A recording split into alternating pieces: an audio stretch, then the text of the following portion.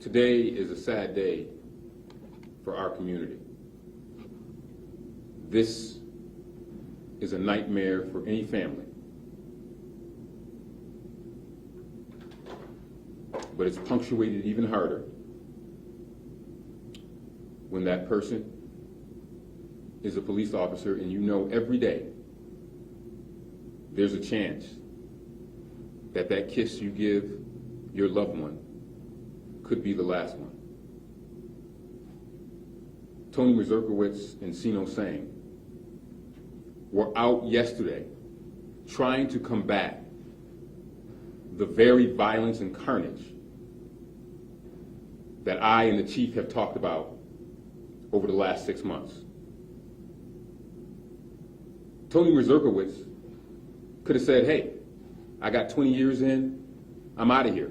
It's getting more violent, it's getting more brazen, the rhetoric is hotter, but he chose to still go on the streets because he didn't want folks in our neighborhoods to be hostage, to be held hostage to the very cowards that are wreaking havoc in our community.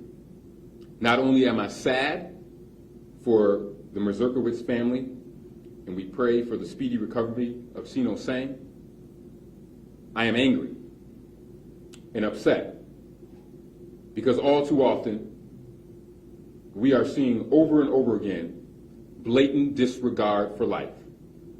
Be it an old lady sitting on the porch or a 10-year-old girl braiding her grandmother's hair, and now an officer in the line of duty working to keep our city safe.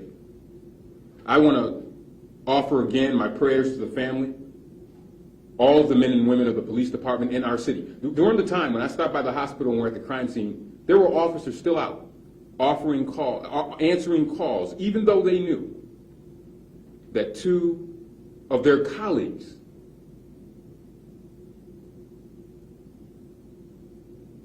were wounded. Even now, they're out answering calls.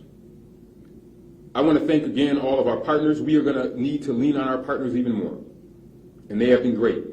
The chief named them, U.S. Marshal, State Police, County, all the towns, all the people, partners in government that have reached out. I thank you, but we need your assistance. This is an ongoing investigation, and anyone that saw anything, you need to speak up. Now is your time to speak up. It was Tony Mazurkowitz today, but it could be any of us in this room tomorrow. This is a clarion call for this community to speak up.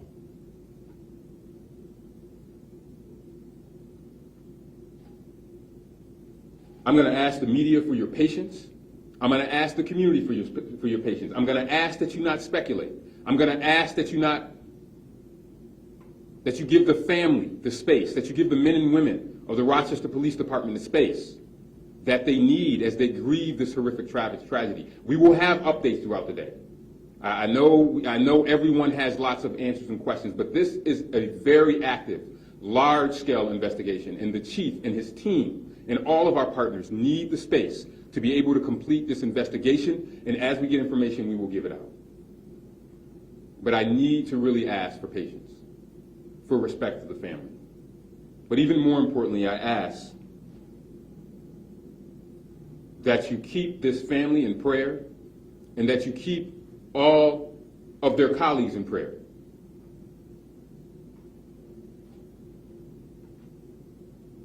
The mental health and safety of our officers is one of my top priorities, as well as the chief.